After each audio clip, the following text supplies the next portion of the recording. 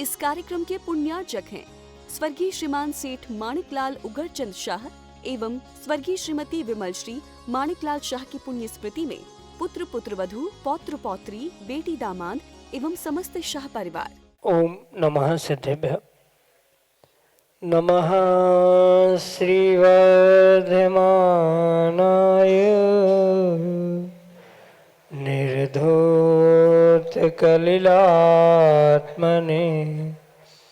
सालोकानां त्रिलोकानां यद्विद्यादर्पणायते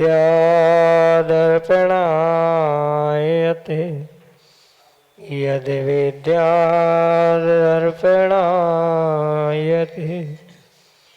पंच परमेष्टि भगवान की परम पूज्य आचार्य भगवंत गुरुवर विशुद्ध सागर जी मुनि महाराज जी की, परम पूज्य मुनि श्री सुप्रभ सागर जी महाराज जी की,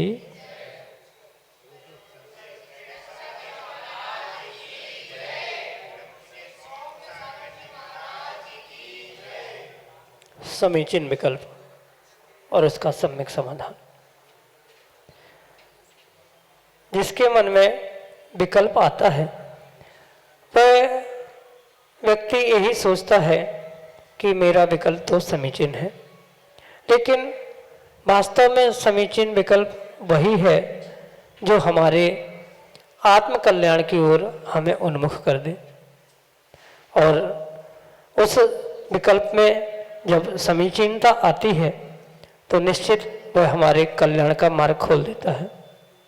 और यदि उस समीचीन विकल्प का सम्यक समाधान हमें किसी निर्ग्रंथ गुरु से प्राप्त हो जाए तो निश्चित ही वह हमें हमारे गंतव्य अंतिम लक्ष्य मोक्ष तक ले जाने के लिए कार्यकारी उपाय साबित हो सकता है। ऐसे आत्म कल्याण की प्राप्ति का वह एकमात्र कार्यकारी उपाय समीचीन विकल्पों का सम्यक समाधान, जो कि हम सभी प्रतिदिन आगम के परिप्रेक्ष्य में परम पूज्य मुनि श्री सुप्रभ सागर जी महाराज के मुखारविंद से प्राप्त कर रहे हैं। प्रारंभ करते हैं आज का सम्यक समाधान। और आज के पहले विकल्प के लिए सरस्वती पुत्र डॉक्टर सुनील जैन संचय, ललितपुर उत्तर प्रदेश से महाराज श्री के श्री चरणों में सपरिवार कोटि कोटि नमोस्तु निवेदित करते हुए अपना समीचीन विकल्प रख रहे हैं कि महाराज जी, वर्षा योग में मुनिराज अधिक से अधिक कितने किलोमीटर विहार कर सकते हैं? हमारे समीचीन विकल्प का आगम के परिप्रेक्ष्य में सम्यक समाधान प्रदान करते हुए मार्गदर्शन करने की अनुकंपा करें। नमोस्तु महाराज जी, नमोस्तु। ओम नमः सिद्धम। परम पूज्य आचार्य भगवान गुरुवर विशुद्ध सागर जी महाराज की, परम पूज्य मुनि श्री सुप्रभ सागर जी महाराज जी की।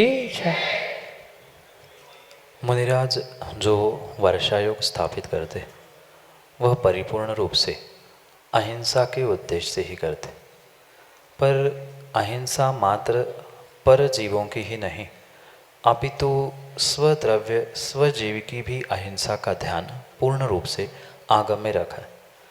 और उसी परिप्रेक्ष्य में जबकि चातुर्मास एक नियत स्थान पे होने के बाद भी आगम में आचार्य भगवंतों ने मुनिराजों के लिए कुछ सीमा और कुछ और भी शिथिलताएं बताई है, जिसके निमित्त से वह कुछ विसंगति या विपरीतता के निमित्त से अन्यत्र विहार भी करके पहुंच सकते। नगर की लोक संख्या, स्थान आदि को देखते हुए वह वर्षायोग स्थापन करने के उपरांत भी लगभग 25-30 किलोमीटर के इर्द गिर्द यानी उतने रेंज में भी नगर में ही विहार कर सकते। पर इसका मतलब ये नहीं है कि वे बुद्धिपूर्वक जाते ही है। अगर कुछ विषमता होती है तो वर्षायोग प्रतिष्ठापन करते हुए जो दिग्बंधन किया जाता है वहाँ पर वो उसकी सीमा देख लेते हुए विषमता, काल, द्रव्य, क्षेत्र आदि सब कुछ व्यवस्थाएं समझते हुए उसकी सीमा बांधते हैं कि कितनी किलोमीटर की सीमा है वह लगभग 20 से 30-35 किलोमीटर की सीमा में वह अन्यत्र गमन करते हुए किसी विषमता के कारण, माना कि कुछ राजकीय विषमता, भौगोलिक विषमता, ऐसी कुछ विपरीत परिस्थिति आने पर आगम में मुनिराजों के लिए छूट दे के रखी है कि वह उतने किलोमीटर तक विहार करते हुए अन्यत्र पहुंच सकते हैं, पर परिपूर्ण रूप से स्थापना का जो दिन नियत है, वह स्थापना के दिन उनको नियत रूप से स्थापना करके उस अपने नियत स्थान पर रुकना ही होगा, जो कि चतुर्मास का सामान्य रूप से स्थापना का समय कहा जाता है। आषाढ़ कृष्णा चतुर्दशी के शुक्ला चतुर्दशी के निमित्त से, तो उस आषाढ़ शुक्ला चतुर्दशी के दिन उनको शाम के समय में चतुर्मास वर्षयोग स्थापित करना ही होगा। और क्वचित कदाचित किसी कारण से विहार चल रहा है, योग्य स्थान तक मुनिराज नहीं पहुँचे हैं, तो वे श्रावण कृष्णा पंचमी तक ही विहार कर सकते हैं।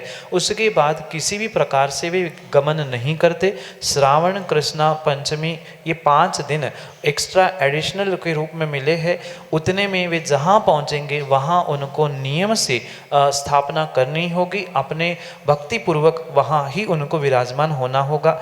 ये आगम का विधान है।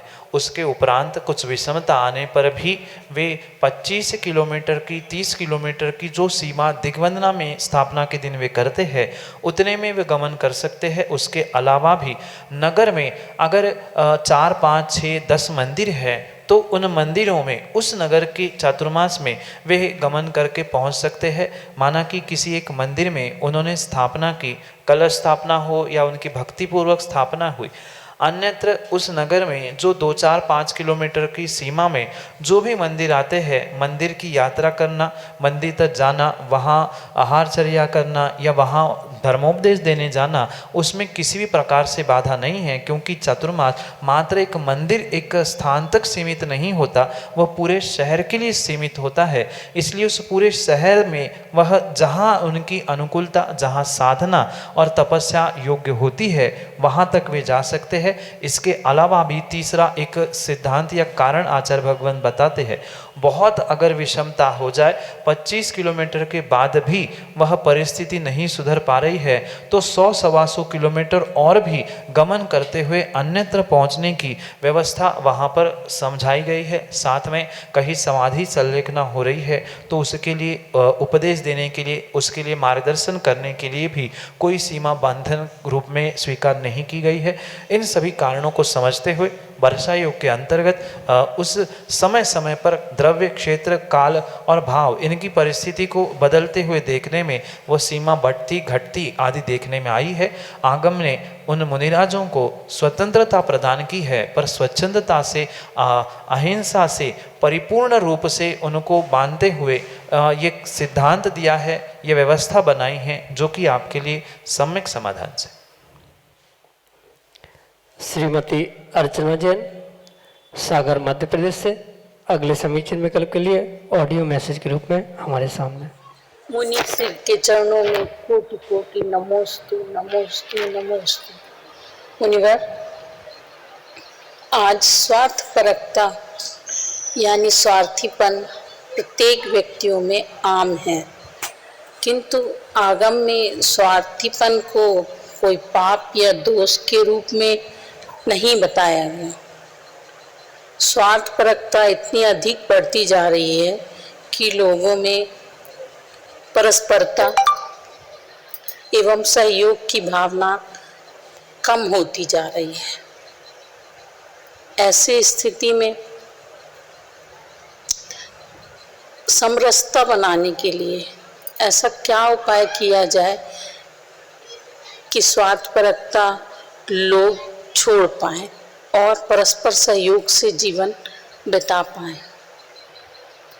मुनिवर, आपसे सम्यक समाधान चाहती हूँ।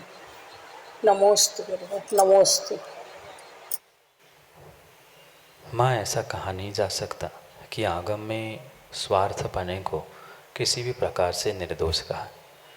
भले ही उसे 5 पापों में नहीं रखा, पर स्वार्थ पूर्ण रूप से आगम में एक दोषपूर्ण ही कार्य बताए, क्योंकि जहाँ स्वार्थ होता है वहाँ नियम से अन्य कसाय और अन्य पापों का स्थान अवश्य होता। इसलिए ये विवेकपूर्वक समझने की आवश्यकता है कि मात्र पंचम काल में ही नहीं अपितु सभी कालों में जब जब संसार की व्याख्या होती है, संसार की जीवों की व्याख्या होती है, तब तब आचार्य भगवंतों ने यही कहा है कि ये संसार पूर्ण रूप से स्वार्थ से भरा है। सभी जीव संसार में जो है वे स्वार्थियों की टोली के समान है। अपना स्वार्थ जब तक है तब तक ही कहीं ना कहीं कार्य करते हैं और स्वार्थ समाप्त होने पर परस्पर संबंधों को और परस्पर क्रियाओं को भूल जाते। इसलिए वर्तमान में जो विपरीतताएं दिख रही है उन विपरीतताओं को सौहार्दता से और परस्पर प्रेम से ही जीता जा सकता है, अन्य किसी भी प्रकार से उसे ठीक किया ही नहीं जा सकता। क्योंकि वर्तमान में जो राग द्वेष के परिणाम दिख रहे हैं, स्वार्थ के परिणाम दिख रहे हैं, वे कहीं ना कहीं जीव के अंतरंग कलुषित परिणामों के निमित्त से ही रह रहे। और कलुषित परिणाम उसी कारण से हो रहे हैं कि वर्तमान में किसी भी जीव को एक दूसरे से बात करने की, वार्ता करने का ही समय नहीं है।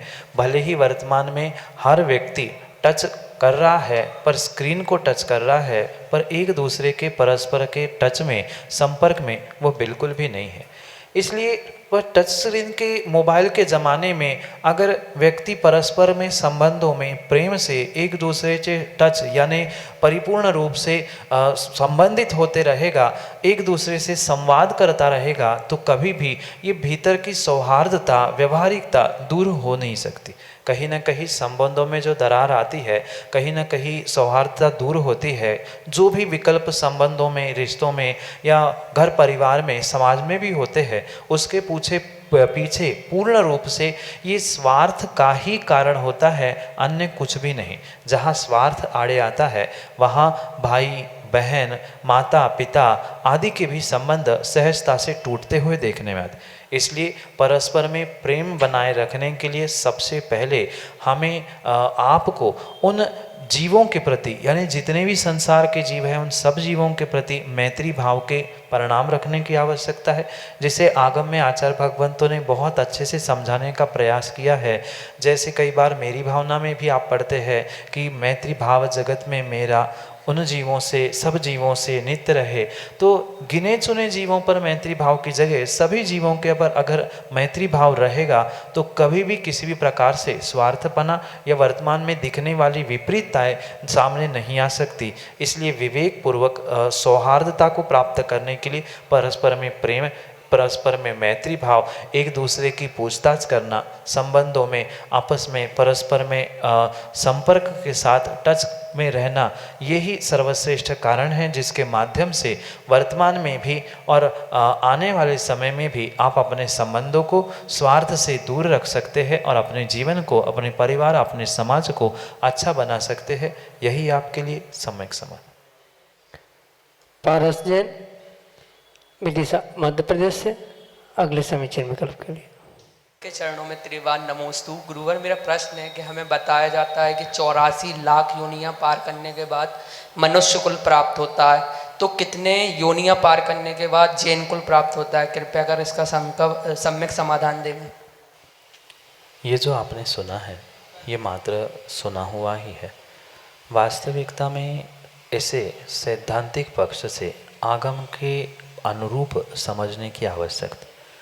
जो ये 84 लाख योनियां कही है, ज़रूरी नहीं है कि पूर्ण 84 लाख योनियों के बाद ही मिले। कुल योनियां ही 84 लाख है तो उसके बाद मिलने वाली कौन सी योनि होगी? इसलिए कहीं ना कहीं उनमें से ही जब काल लब्धि, पुण्य का उदय, कर्म का उदय आदि सब कुछ एकत्रित होते हैं, तब ये मनुष्य योनि, मनुष्य पर्याय जीव को प्राप्त होते। और ऐसा भी कहीं नियम, ऐसा भी कहीं सिद्धांत नहीं है कि इतनी योनियां का संख्या पूर्ण करने पर ही आपको जैन कुल मिले। इतनी योनियां नहीं पूर्ण की तो आपको जैन कुल या मनुष्य नहीं बन सकते, ऐसा भी कहीं सिद्धांत नहीं है। ये परम सत्य है। उन योनि में ही एक मनुष्य योनियां भी होती है, पर मनुष्य योनियों को या मनुष्य योनि को प्राप्त करने के लिए संख्या की नहीं अपितु पुण्य की आवश्यकता। बिल्कुल ऐसे ही जैन कुल को भी प्राप्त करने के लिए संख्या की आवश्यकता नहीं है कि 50 योनियाँ, 25 योनियाँ या 2000 वर्ष, ऐसा काल का या कहीं योनियों के संख्या से आपको जैन कुल मिलने वाला नहीं नहीं है। आपका पुरुषार्थ, आपका भाग्य, आपका पुण्य, इन सबको जब वह पूर्ण रूप से काललब्धि, होनहार, इन सभी निमित्तों से समझेंगे तभी वह जैन कुल आदि प्राप्त होता है। सीधी सी बात इतनी है, जितना आपका विशेष पुरुषार्थ होगा पुण्य प्राप्ति के लिए, शुभ क्रियाओं के लिए, अन्य योनियों को पार करने के लिए, उतने ही शीघ्रता से आपको वह मनुष्य योनि में जैन कुल आदि मिलने की संभावना है। उसके लिए कोई नियत गणित सिद्धांत संख्या नहीं है। आपका जैसा पुरुषार्थ, आपका जैसा पुण्य, जैसी काललब्धि उदय में आएगी वैसा ही कार्य होगा। यही आपके लिए सम्यक समझ। साहिल जैन, विदिशा मध्य प्रदेश से, अगले समीचीन में क्लब के लिए।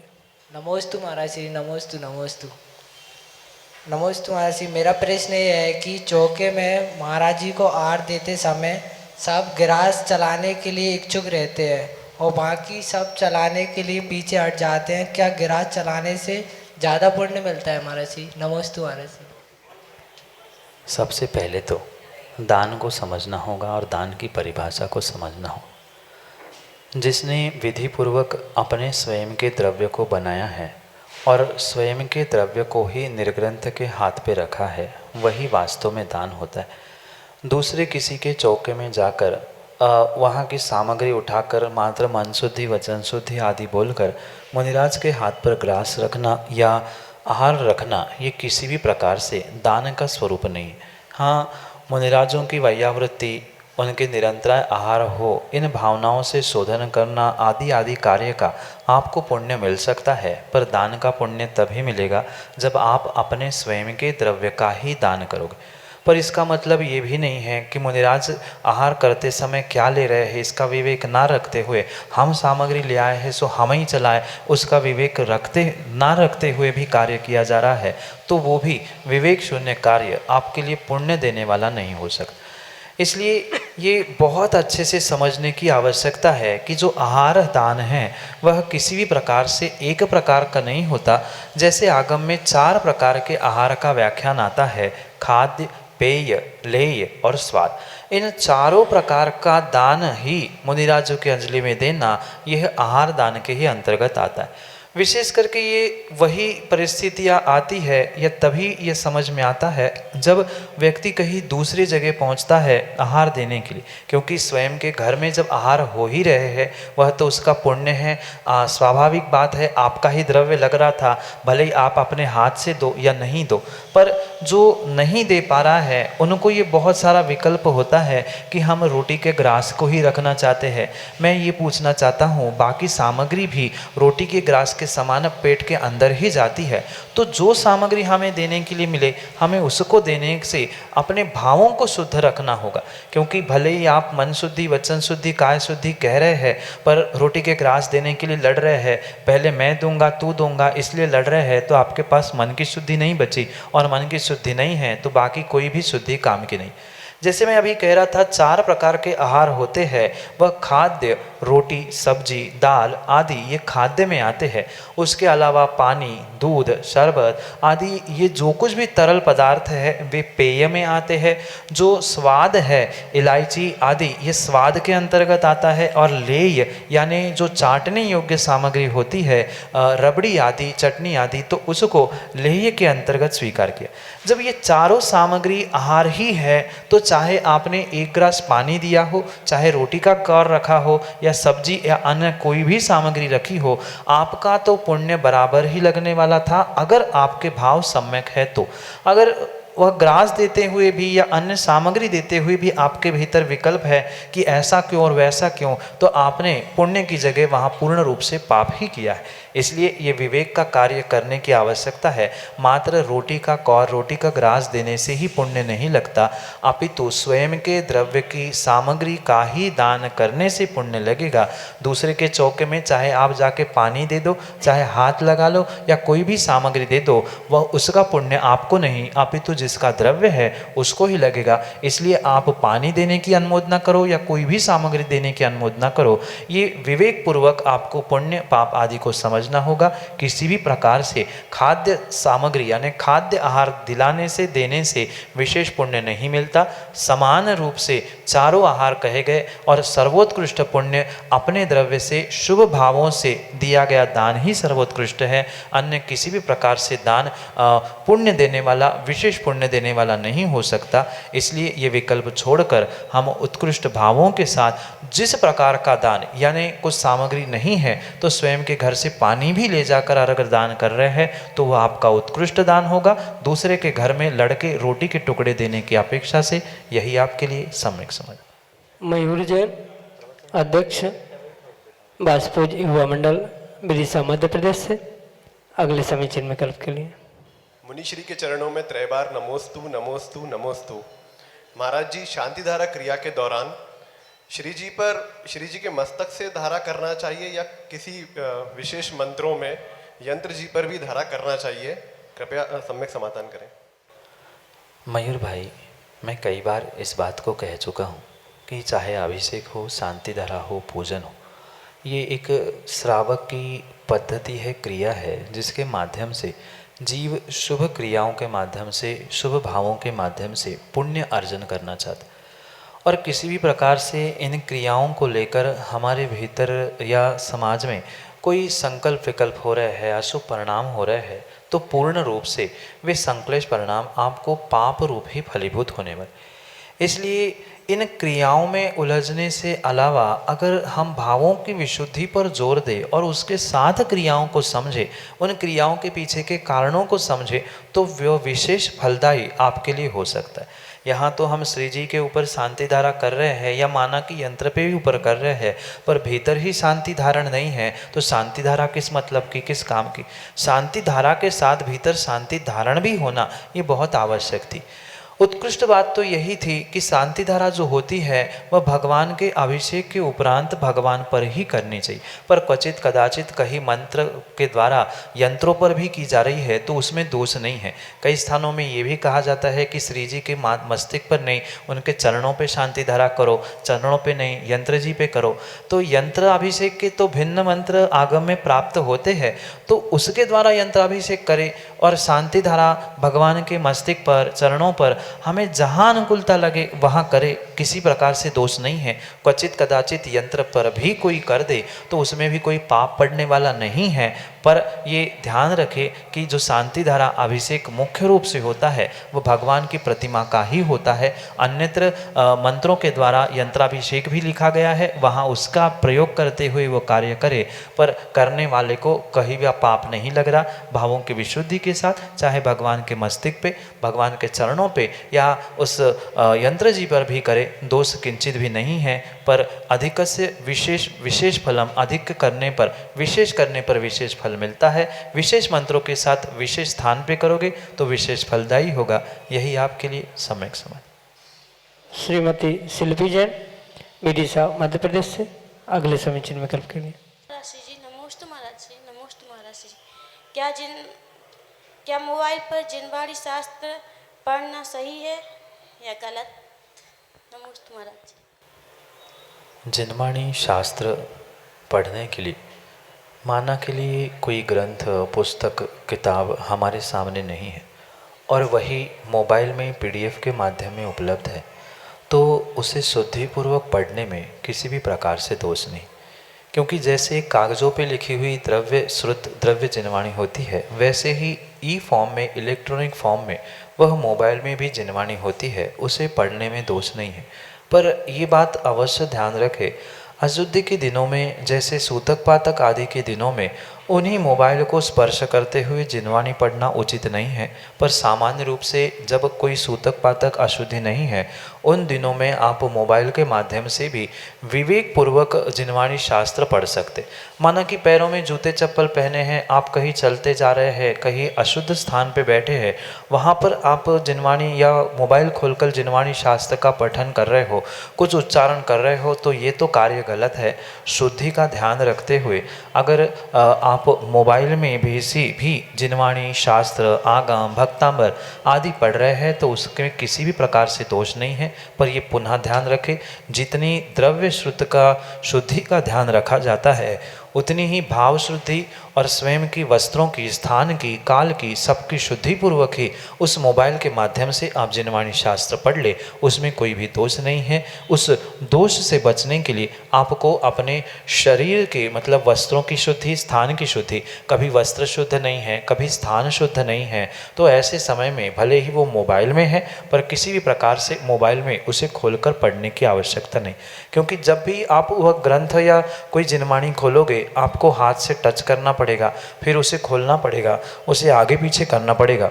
तो ऐसे विषम समय में यानी अशुद्धि आदि के समय में, अशुद्धि द्रव्य, अशुद्ध काल, अशुद्ध स्थान आदि के समय में उस जिनवाणी को ना खोले। जितना हमें याद है, जितना हमें स्मरण में है, उतना ही पढ़ते हुए हम उसको शास्त्र स्वाध्याय के रूप में समझ सकते हैं, और कुछ नहीं बने तो कम से कम माला फेरते हुए अपना कार्य करें, यही आपके लिए सम्यक समझ। जय जन बंधु, हम सभी लाभ ले रहे थे सम्यक समाधान का, समीचीन विकल्पों का सम्यक समाधान, जिसके माध्यम से हम सभी लोग अपने विकल्पों का समाधान सुनते हैं। अगर आप इस कार्यक्रम से जुड़ना चाहते हो तो आप नीचे पट्टी पे स्क्रॉल पे जो नंबर चल रहे हैं उसके माध्यम से आप हमें व्हाट्सएप के द्वारा अपने विकल्प हम तक पहुंचा सकते हो। हमारा व्हाट्सएप का नंबर है 8707548811। इस व्हाट्सएप के नंबर पे आप अपने विकल्प हम तक पहुंचा सकते हो, और ऑडियो मैसेज, वीडियो मैसेज या टेक्स्ट मैसेज के माध्यम से द्वारा आप अपने विकल्प हम तक पहुंचा सकते हो। samyak.samadhan@gmail.com यह हमारी ईमेल की आईडी है। आप ईमेल के प्रयोग उपभोक्ता हो तो आप ईमेल के माध्यम से भी अपने विकल्प हम तक पहुंचा सकते हो। नीचे पट्टी पे पूरे कार्यक्रम के दौरान ईमेल आईडी एवं जो व्हाट्सएप के नंबर से वो फ्लैश हो रहे हैं, आप उसके माध्यम से अपने विकल्प हम तक पहुंचा सकते हैं। एवं मनुष्य के अन्य कार्यक्रम को जुड़ने के लिए यह कार्य सुप्रभुवाच यूट्यूब चैनल को भी आप सब्सक्राइब कर सकते हैं। यूट्यूब चैनल सुप्रभुवाच, मुनिषी सुप्रभ सागर जी का नाम सुप्रभ, वाणी का पर्यायवाची नाम ओवाच, सुप्रभुवाच यूट्यूब पे सर्च करिएगा, शेयर करिएगा, लाइक करिएगा एवं सब्सक्राइब करिएगा, ताकि अन्य लोग भी इस कार्यक्रम का लाभ ले एवं लाभान्वित हो। आज के लिए इतना ही। कल ऐसे ही नाविन्यपूर्ण विकल्पों के साथ आपसे जुड़ेंगे। तब तक आप सभी को जय जिनेन्द्र, मुनि जी के चरणों में कोटिशा नमोस्तु नमोस्तु नमोस्तु। इस कार्यक्रम के पुण्यार्जक थे स्वर्गीय श्रीमान सेठ माणिकलाल उगरचंद शाह एवं स्वर्गीय श्रीमती विमल श्री माणिकलाल शाह की पुण्य स्मृति में पुत्र पुत्रवधू, पौत्र पौत्री, बेटी दामाद एवं समस्त शाह परिवार।